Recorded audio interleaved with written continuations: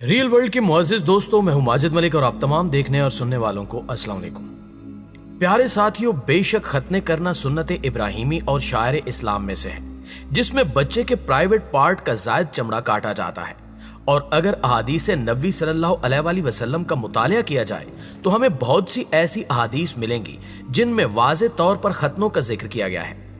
जैसा कि हजरत अबू हुरैरा रज़ी अल्लाह ताला अन्हु बयान करते हैं कि रसूल अकरम सल्लल्लाहु अलैहि वसल्लम ने फरमाया कि 5 अशिया फितरती हैं: खतना करना, ज़ेरे नाफ बाल मोड़ना, मूछें काटना, नाखून काटना और बगलों के बाल उखेड़ना।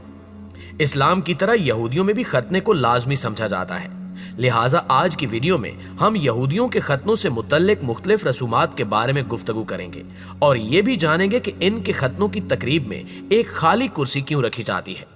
लेकिन वीडियो शुरू करने से पहले आप दोस्तों से गुजारिश है कि अगर आप रियल वर्ल्ड पर नए हैं और अभी तक आपने हमारे चैनल को सब्सक्राइब नहीं किया तो दोस्तों जल्दी से रियल वर्ल्ड को सब्सक्राइब करके साथ मौजूद घंटी के बटन को भी क्लिक कर दें, ताकि ऐसी ही मालूमाती, इंटरेस्टिंग, हैरत अंगेज वीडियोस की नोटिफिकेशंस आप तक सबसे पहले पहुंचती रहें और आप इसी तरह अनोखी मालूमात से मुस्तफीद होते रहें। तो आइए चलकर मौजू का बाकायदा आगाज करते हैं। तो दोस्तों, इस्लाम में खतने की उम्र 7 साल से 12 साल तक है, जबकि बाज़ उलमा ने इससे मुतल्लिक लिखा है कि पैदाइश के 7वें दिन के बाद खतना करना जायज है। लेकिन अगर कोई ऐसा बूढ़ा शख्स मुशर्रफ बा इस्लाम हो जिसमें खतना कराने की ताकत ना हो तो इसकी हाजत नहीं है। इसी तरह बालिग शख्स अगर इस्लाम कबूल करे तो अगर वो खुद अपना खतना कर सकता हो तो सही, वरना दूसरे से कराना सही नहीं है। और वाज़िह है कि औलाद का खतना कराना बाप की जिम्मेदारी है, लेकिन अगर बाप ना हो तो इसका वसी, फिर इसके बाद दादा और इसके वसी का दर्जा है।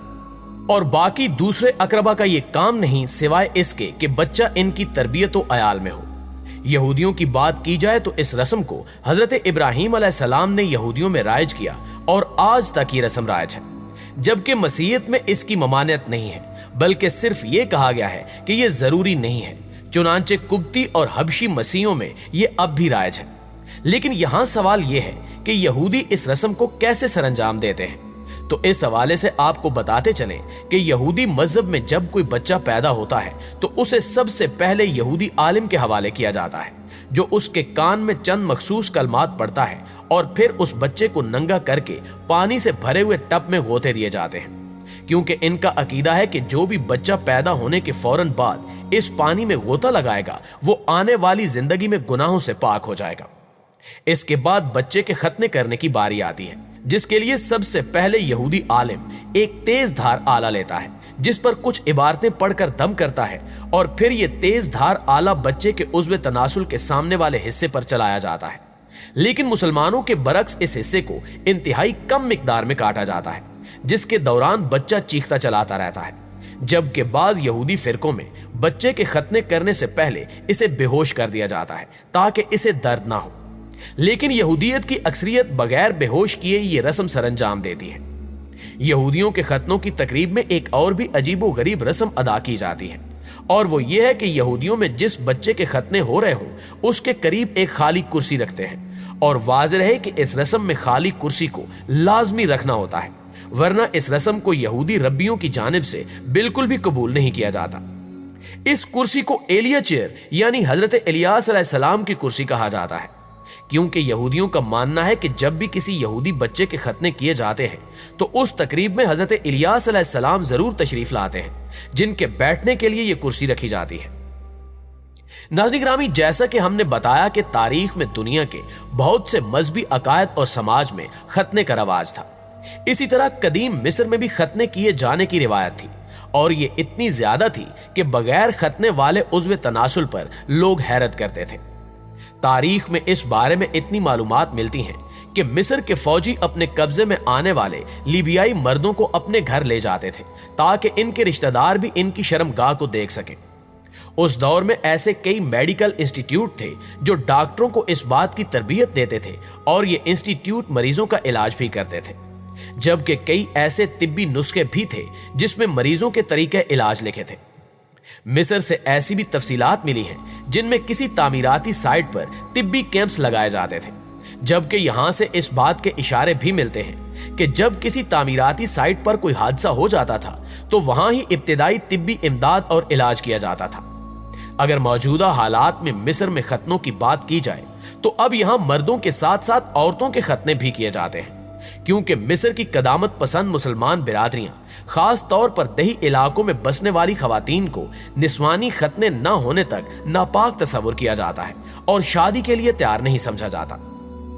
پیارے ساتھیوں، خواتین کے ختنے کرنے کا عمل سن 2008 میں غیر قانونی قرار دیا گیا تھا،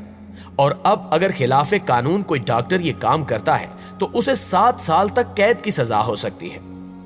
ایسا کوئی بھی شخص جو کسی خاتون کے ختنے کرنے کی درخواست کرے اسے بھی 3 سال تک قید ہو سکتی ہے۔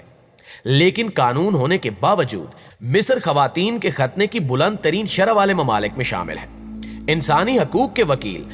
رضا الدمبوکی خواتین کے لیے مفت مقدمات لڑنے والے ایک مرکز کے سربراہ ہیں۔ وہ کہتے ہیں کہ خواتین کے ختنے اکثر پلاسٹک سرجری کی آڑ میں کیے جاتے ہیں۔ انہوں نے اب تک خواتین کی طرف سے 3000 مقدمات دائر کیے ہیں اور ان میں سے 1800 کے قریب مقدمات جیتے ہیں، جن میں سے کم از کم 6 مقدمات خواتین کے ختنوں سے متعلق تھے۔ دوستو، اگر ہم اسلام میں ختنوں کی حکمت کی بات کریں تو مرد کا ختنہ اس لیے کیا جاتا ہے کہ ختنے کے بغیر مرد کے لیے پیشاب سے مکمل طہارت و پاکیزگی حاصل نہیں ہوتی، کیونکہ پیشاب کے کچھ نہ کچھ قطرات اس چمڑی کے نیچے جمع ہو جاتے ہیں، جس کی بنا پر خدشہ ہے کہ بعد میں نکل کر کپڑے اور بدن کو نجس اور ناپاک کر دیں گے۔ اس لیے عبداللہ بن عباس رضی اللہ تعالی عنہ ختنے کے سلسلہ میں سختی کیا کرتے تھے۔ امام احمد رحمۃ اللہ علیہ کہتے ہیں کہ ابن عباس رضی اللہ تعالی عنہ اس معاملے میں بہت سختی برتتے تھے، اور ان سے یہ مروی ہے کہ انہوں نے فرمایا کہ اگر وہ ختنہ نہ کروائے تو اس کا نہ تو کوئی حج ہے اور نہ ہی نماز۔ اس کے علاوہ پیدا ہونے والے بچوں کا ختنہ کرنا صحت کے لیے کئی ایک طرح سے مفید ہے، لہٰذا اگر ختنہ نہ کیا جائے تو یہ عمل بہت سی بیماریوں کا سبب بن سکتا ہے، جیسا کہ اکثر بغیر ختنوں والے بچوں کی پیشاب کی نالی میں سوزش ہو جاتی ہے، جو کہ نالی کے اگلے حصے پر موجود زائد چمڑے کی بنا پر پیدا ہوتی ہے، اور اسے نالی کی تنگی کا نام دیا جاتا ہے، جو کہ پیشاب کو روکنے کا باعث بنتا ہے اور پیشاب کی نالی میں سوزش وغیرہ پیدا ہو جاتی ہے۔ ان سب کا علاج یہی ہے کہ اس کا ختنہ کیا جائے، اور اگر یہ زیادہ دیر تک رہے اور ختنہ نہ کیا جائے تو مستقبل میں اس سے کئی قسم کے امراض پیدا ہو سکتے ہیں، جن میں سب سے خطرناک پیشاب کی نالی کا سرطان ہے۔ اسی طرح ایک ریسرچ سے ثابت ہوا ہے کہ جن بچوں کا ختنہ نہیں ہوا انہیں پیشاب کی نالیوں میں جلن ہوتی ہے، جبکہ بعض سرویز کے مطابق تو بعض اوقات بچوں کی پیشاب کی نالیوں میں جلن خطرناک بھی ہو سکتی ہے۔ ایک ریسرچ کے مطابق بچے کی پیشاب کی نالیوں میں جلن کی وجہ سے جسم میں بیکٹیریا بھی پیدا ہو جاتے ہیں، جو بعد میں انتہائی خطرناک ثابت ہوتے ہیں۔ اس سروے سے یہ بات بھی ثابت ہو چکی ہے کہ ختنہ شدہ افراد کو پیشاب کی نالی کا سرطان بالکل کم ہوتا ہے، لیکن بغیر ختنے کے افراد میں سرطان کا خطرہ بہت زیادہ ہے۔ امریکہ میں ختنے والے افراد میں پیشاب کی نالی کا سرطان 0 ہے، لیکن غیر ختنہ والوں میں ہر لاکھ میں سے 200 افراد سرطان سے متاثر ہیں، اور جن ممالک میں ختنہ نہیں ہوتا، مثلا چائنا، یوگینڈا، تو وہاں پیشاب کی نالی کے سرطان کا مرض 12 سے 22% ہے، جو کہ بہت زیادہ تناسب ہے۔ دوستو، اسی طرح ریسرچ سے یہ بھی ثابت ہوا ہے کہ غیر ختنہ شدہ افراد کے جنسی امراض ایک دوسرے سے جنسی تعلقات قائم کرنے سے بہت زیادہ پیدا ہوتے ہیں، لیکن ختنہ شدہ افراد ان تمام جنسی امراض سے محفوظ رہتے ہیں۔ مگر اس بات کا انکار نہیں کیا جا سکتا کہ اگر ختنہ شدہ کوئی بھی شخص کسی ایڈز زدہ شخص سے جنسی تعلق قائم کرے تو اسے ایڈز نہیں ہوگی،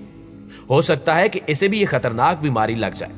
اس صورتحال کو مد نظر رکھتے ہوئے کئی افریقی ممالک میں اس مہلک بیماری کے خلاف جدوجہد ایک نئے طریقے یعنی مردوں کے ختنوں سے کی جا رہی ہے، کیونکہ تحقیق سے یہ ثابت ہو چکا ہے کہ ختنے والے مردوں میں ایڈز سے انفیکشن کا خطرہ 60% کم ہوتا ہے۔